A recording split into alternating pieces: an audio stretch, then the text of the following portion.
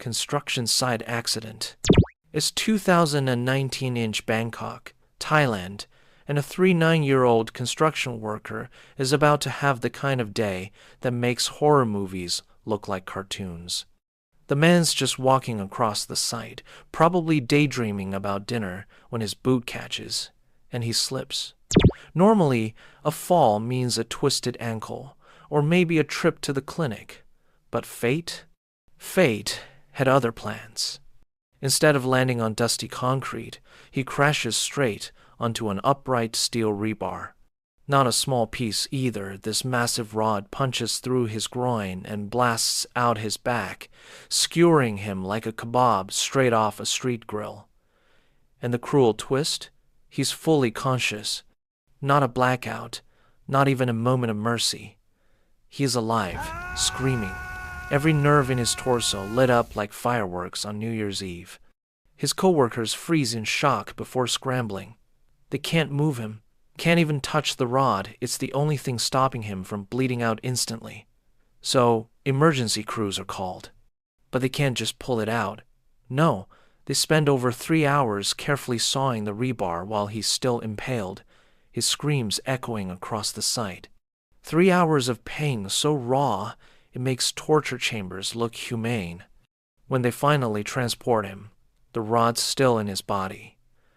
Imagine being in an ambulance, bouncing over potholes, every bump shoving cold steel deeper inside you.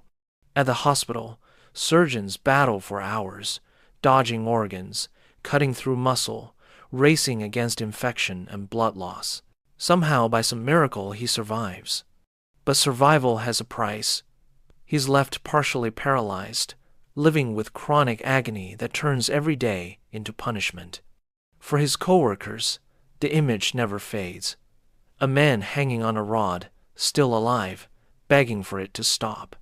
Because in construction, death doesn't always come quick. Sometimes, it keeps you alive, just long enough to make you wish it hadn't. The last accident. A construction worker, known only in reports as Mr. X, was just another guy on the job with a tool in hand. Nothing unusual, just him and his high-powered nail gun.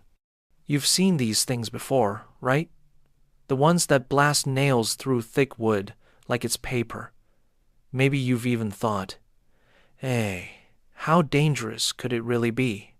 Well, let me tell you, this tool turned into the stuff of nightmares.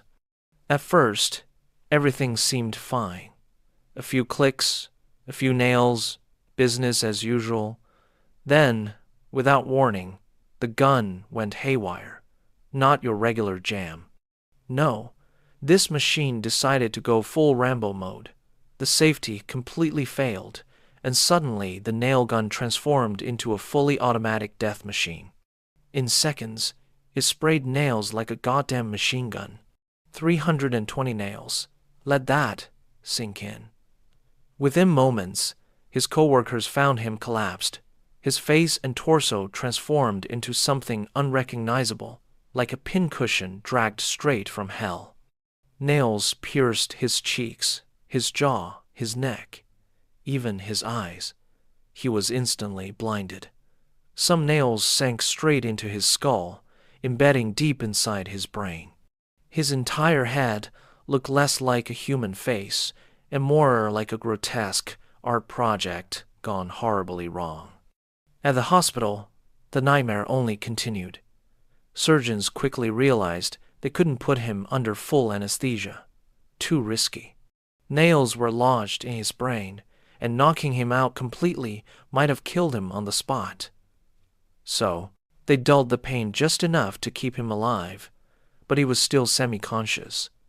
Imagine that, lying on a table, feeling and hearing nails being pulled from your skull one by one, the scraping of metal against bone, the pop as pressure released. Every second of it burned into his memory. Somehow, miraculously, he lived. But survival wasn't victory. He emerged permanently blind, his face forever disfigured, and with trauma most of us can't even fathom. The case was so brutal it forced China to overhaul nail gun safety regulations. A small consolation. For Mr. X, though, the only legacy was this: a lifetime trapped in the body of a man who once got turned into a human pincushion. Phineas Gage. In September 1848, Phineas Gage, a young Vermont railroad foreman, began his workday like any other American worker. Before him was an unfinished section of railroad track, which needed to be drilled and filled with explosives to break up the rock. His usual tool was a 3-foot 7-inch, about a meter, long iron rod, weighing nearly 13 pounds, sharpened at one end to compact the gunpowder in the rock cavity. For Gage, it was just a daily routine, a simple task he had done hundreds of times. Little did he know that just a few minutes later, his life would change forever. Gage pulled a bag of crude gunpowder from his pocket and poured it into the newly drilled rock cavity about 1.25 inches deep. He covered it with a layer of fine sand to prevent sparks from spreading, then placed the pointed end of the iron rod at the mouth of the cavity. With his calloused hands, he used all his strength to compress each stroke firmly. The clang, clang sound echoed throughout the construction site. The other workers continued their work, not looking back. To them, Gage was just doing his routine, simple, repetitive, and seemingly harmless. A moment of distraction. The tip of the iron bar slid down, hitting the hard stone edge. There was a loud clang. Sparks flashed, catching the gunpowder. The explosion tore through the air, throwing Gage backward. The iron bar, 3 feet 7 inches long and weighing nearly 13 pounds, flew like a cannonball.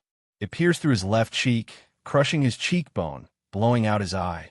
Then the steel tip continued straight up his skull, through the top of his head, before flying out the back, slamming into the ground dozens of feet away. Blood sprayed. A chunk of brain matter flew out, glowing red on the dusty ground. A scream rose, then died. The whole site was dead silent, the smell of gunpowder and hot iron fumes filling the air. Miraculously, Gage did not collapse immediately. Blood was pouring out, but he was still conscious. He talked, even stood up, and climbed into a horse-drawn carriage to return to town a few miles away. The doctor was stunned, a gaping hole in his head big enough to see through. Within weeks, Gage was walking again. His body had survived, but the man inside had not. He had gone from a calm, reliable foreman to a hot-tempered, violent, impulsive man. Friends whispered, "That's not Gage anymore." The steel rod had not only pierced his head, it had torn his personality apart. 9 years later, Gage was struck down by a series of seizures. He died at the age of 36, a death that was too late, but the inevitable consequence of that fateful moment. A moment of carelessness, a small spark, and a life torn apart by cold steel. Death doesn't always come instantly. Sometimes it sticks around, gnawing at you day by day, until there's nothing left to lose. The Batman. Summer 2008. Six Flags Over Georgia is packed, the line stretching for miles. Above, the Batman roller coaster roars, the steel tracks stretching over 100 feet, twisting and turning like a metal monster. In the crowd, a 17-year-old boy jostles his shoulders, just another kid looking for a thrill on a hot Georgia summer day. When the train comes to a stop, he notices that his favorite baseball cap has fallen into the engineering area just below the steel tracks. Just a small, seemingly harmless object. Not wanting to leave behind a memory, he walks to the 6-foot-high iron fence. The red sign right in front of him clearly reads, "Danger, do not enter." But in a moment of rashness, he took a reckless step and climbed over. For him, it was simply a matter of bending down to retrieve his hat. For the rest of the world, it was a step into the dead zone. But that area had never been a place for passengers. The grass was crushed, the path was crisscrossed with red signs that read in large letters, "Danger, do not enter." Above, the howling wind mixed with the screeching of metal as the train hurtled downhill at nearly 50 miles per hour. His heart pounded, his breathing quickened. But for just a moment, he didn't realize. He was standing right on the path of death. Whoosh! In the blink of an eye, the train swooped down like a steel arrow, traveling nearly 50 miles per hour. The front row of seats swept across the ground just a few feet above the ground. Then boom. The impact was terrifying. The passenger's legs slammed straight into his head. A dry sound rang out. His body was thrown back. His head was torn off his body in an instant. No time to scream. Only a lifeless body collapsed onto the cold cement floor. The screams of the witnesses echoed throughout the amusement park. His friends were stunned. Some burst into tears. The park staff rushed over in panic, but it was all too late. The train stopped, passengers still trembling as they realized their feet had just collided with a life. The shocking incident became a haunting memory that lasted for years for those who witnessed it. Just a few seconds of mistake, just a hat, just a step over the fence. And the price to pay was a life.